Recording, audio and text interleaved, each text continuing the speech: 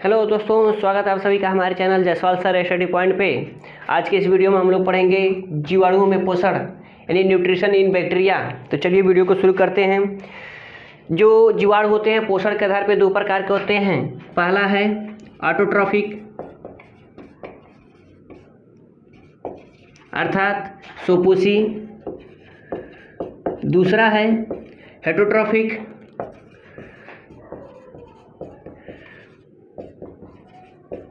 अर्थात विषमपोषी।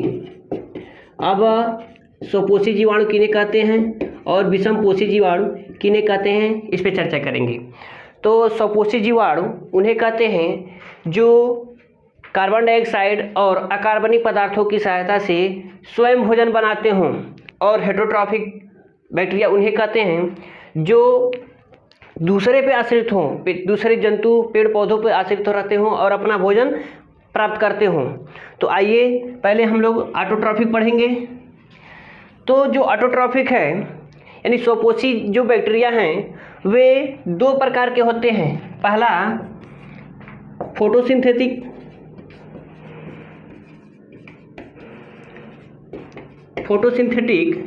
Bacteria. Photosynthetic bacteria का मतलब है प्रकाश संश्लेषी जीवाणु। अब प्रकाश संश्लेषी जीवाणु किन्हें कहते हैं? क्वेश्चन बनता है कि प्रकाश संश्लेषी जीवाणु किन्हें कहते हैं।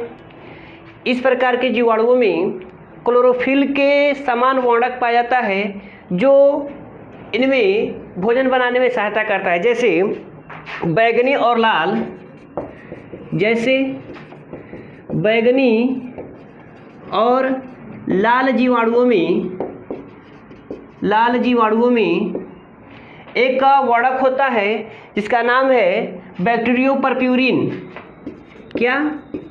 बैक्टीरियोपर्प्यूरिन। और जीवाणु पड़हरिम।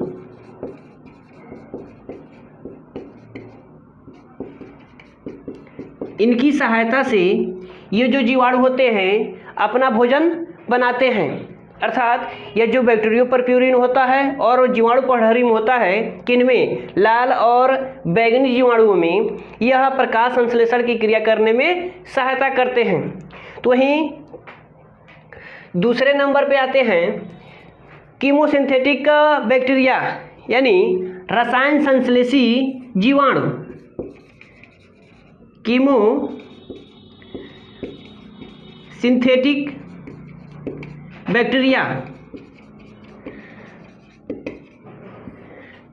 यानी क्या दें?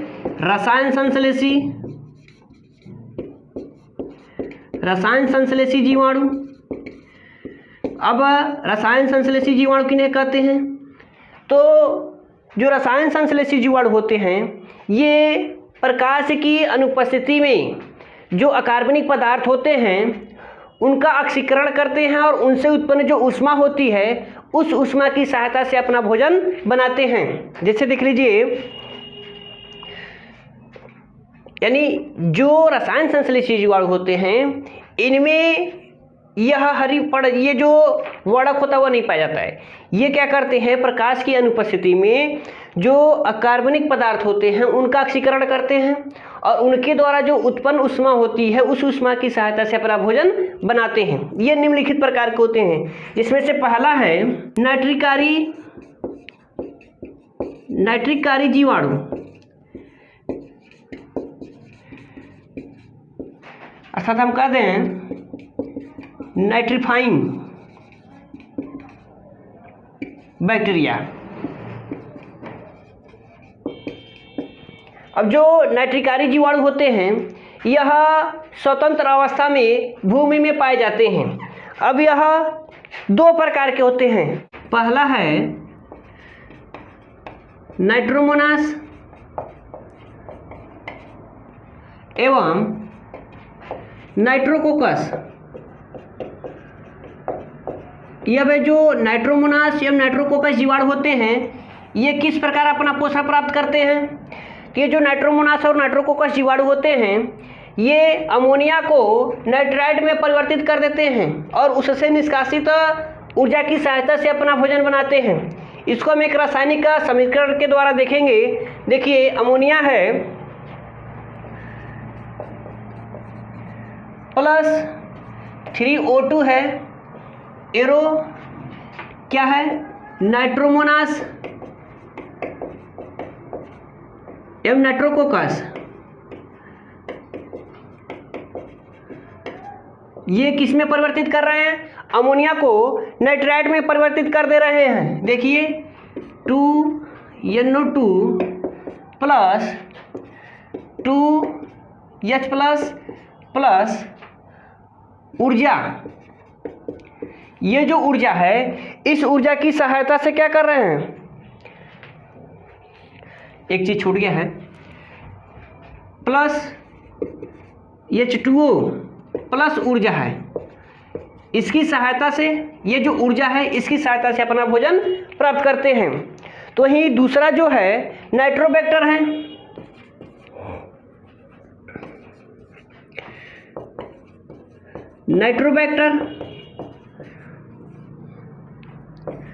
नाइट्रोबैक्टर अब ये जो नाइट्रोबैक्टर किस प्रकार अपना पोषण प्राप्त करता है? तो जो नाइट्रोबैक्टर है यह नाइट्राइट को नाइट्रेट में परिवर्तित कर देता है और उससे उत्पन्न जो ऊष्मा होती है उसकी सहायता से भोजन प्राप्त करता है। जैसे एक रासायनिक समीकरण के द्वारा आप देखेंगे, जो नाइट्राइट है 2NO2 plus O2 arrow Nitrobacter,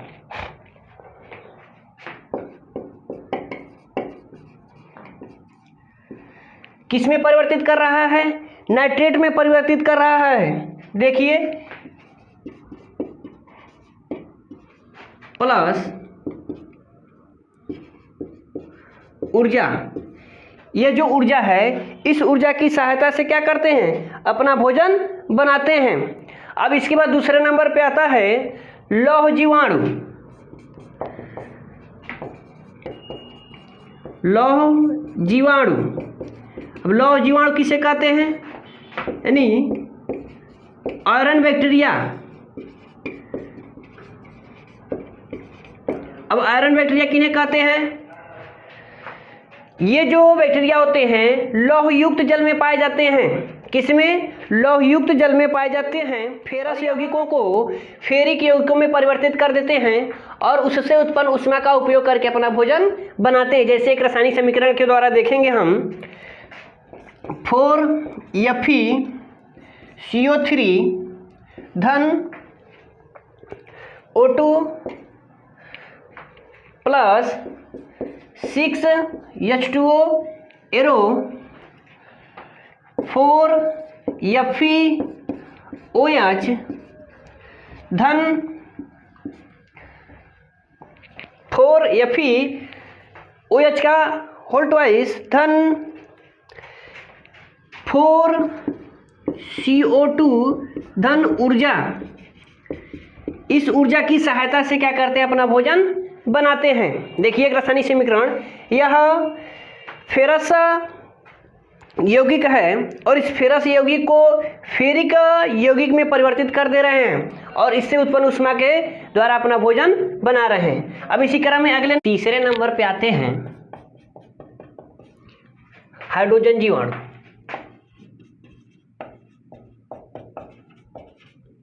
hydrogen जीवाणु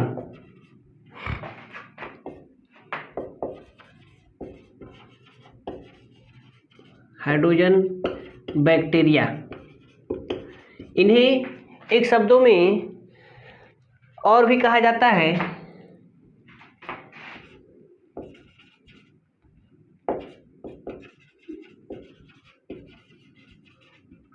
मेथोजिन्स, यानी दूसरे नाम से कहा जाए हाइड्रोजन जीवाणु को मेथोजिन्स भी कहा जाता है। ये करते क्या हैं? ये जीवाणु मृदा के हाइड्रोजन को मेथेन में परिवर्तित कर देते हैं और उससे अपना भोजन प्राप्त करते हैं। जैसे एक रासायनिक अभिक्रिया के द्वारा देखेंगे 4H2 plus carbon dioxide, arrow. अब ये क्या करेंगे, ये जो हाइड्रोजन है इन हाइड्रोजन को मीथेन में परिवर्तित कर देंगे। देखिए CH4 प्लस H2O, देखिए ये जो मीथेन बना, तो ये जो हाइड्रोजन जीवाणु हैं ये हाइड्रोजन को क्या किए हैं, मीथेन में परिवर्तित कर दिए हैं, और इनके परिवर्तित करने के बाद जो ऊर्जा इनसे निकल रहा है इस ऊर्जा से अपना भोजन बनाते हैं। अब अगले नंबर पे है, यहाँ एक चीज़ और बता दूं इसमें, यह जो हाइड्रोजन, ये जो मीथेन गैस बनता है इसे हम स्वयं गैस भी कहते हैं। यह जो गैस है यह जंतुओं के आंत में भी पाई जाती है या बनती है। जैसे जो पशुएं होती हैं, जैसे गाय भैंस, वो जो जुआली करते हैं तो उनके आंत से ये गैस निकलती है, मीथेन गैस, जिसको हम स्वयं गैस भी कहते हैं। अब अगला नंबर है गंधक जीवाणु की, चौथे नंबर पे गंधक जीवाणु, गंधक जीवाणु जिन्हें हम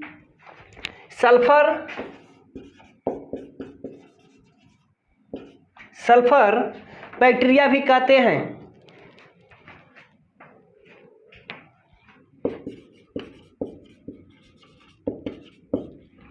अब ये जो गंधक जीवाणु होते हैं ये क्या करते हैं, ये जीवाणु जो हाइड्रोजन सल्फाइड है उसको जल व गंधक में बदल देते हैं। क्या करते हैं, ये जीवाणु जो हाइड्रोजन सल्फाइड है उसको गंधक और जल में परिवर्तित कर देते हैं और उनसे मुक्त ऊर्जा के द्वारा अपना भोजन बनाते हैं। जैसे एक रासायनिक अभिक्रिया के द्वारा देखेंगे, ये हाइड्रोजन सल्फाइड को क्या करेंगे, गंधक और जल में परिवर्तित कर देंगे।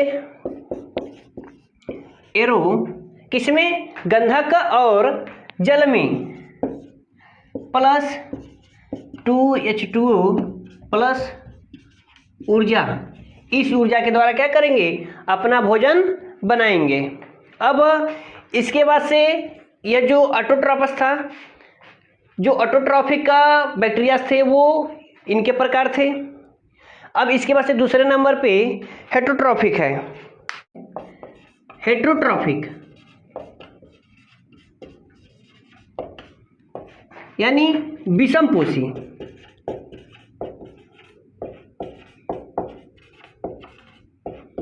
विषमपोषी जीव किन्हें कहते हैं, जीवाणु किन्हें कहते हैं, यानी वे जीवाणु जो क्या दूसरे जीवों पे, अर्थात वे जीवाणु जो दूसरे जीवों पे आश्रित होकर अपना भोजन प्राप्त करते हों, यानी वह अपना भोजन स्वयं नहीं बनाते हैं। तो इनके भी प्रकार हैं। इन्हें 3 भागों में बांटा गया है। कितने, 3 भागों में बांटा गया है। पहला है परजीवी के रूप में, परजीवी के रूप में मतलब पैरासाइट्स, पैरासाइट जिन्हें परजीवी कहते हैं। अब परजीवी किन्हें कहते हैं, ये जो परजीवी होते हैं यह पूर्ण रूप से अन्य जीवों के ऊपर निर्भर रह के अपना भोजन बनाते हैं। क्या कि यह पूर्ण रूप से दूसरे जीव जंतुओं और पेड़ पौधे के ऊपर रह के अपना भोजन बनाते हैं या भोजन प्राप्त करते हैं। तो इस प्रकार के जीवाणुओं को हम परजीवी बैक्टीरिया या परजीवी जीवाणु कहते हैं। दूसरा है मृतजीवी। मृतजीवी मतलब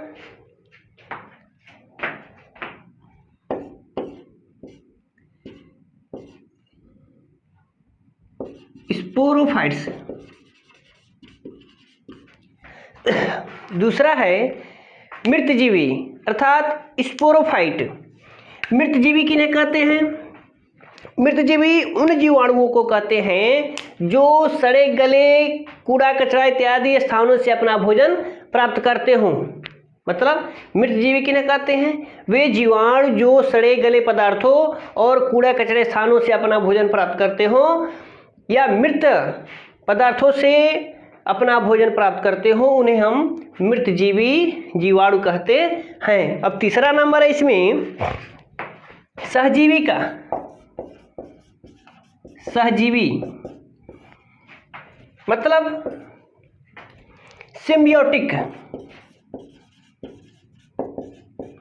सिम्बियोटिक सहजीवी का मतलब क्या है कि इसमें जो जीवाणु होते हैं वह एक मतलब इसमें दो जीवाणु आपस में मिलकर जीवन यापन करते हैं। कहने का मतलब है, देखिए ध्यान से, कि कुछ जीवाणु एक दूसरे के साथ रह के क्या करते हैं, अपना भोजन प्राप्त करते हैं। तो एक दूसरे के साथ रहना सहजीवन कहलाता है। और जो दो जीवाणु आपस में एक साथ दूसरे के साथ रहकर सहजीवन यापन करते हैं तो इस प्रकार के जीवों को हम सहजीवी जीवाणु कहते हैं। मतलब कि ऐसे जीवाणु जो एक दूसरे के साथ रह के जीवन यापन करते हैं तो इस जीवन को सहजीवन कहते हैं और इस जीवों को सहजीवी जीव कहा जाता है। तो ये रहा जीवाणुओं का पोषण यानी न्यूट्रिशन इन बैक्टीरिया, जो जीवाणुओं में पोषण है वह कैसे है। तो आज की इस वीडियो में बस इतना ही। मिलते हैं नेक्स्ट वीडियो में। अगर वीडियो को अच्छा लगे लाइक कमेंट शेयर सब्सक्राइब जरूर करिएगा और हमारे चैनल पे नए हैं तो हमारे चैनल को सब्सक्राइब जरूर करिएगा। जय हिंद, वंदे मातरम।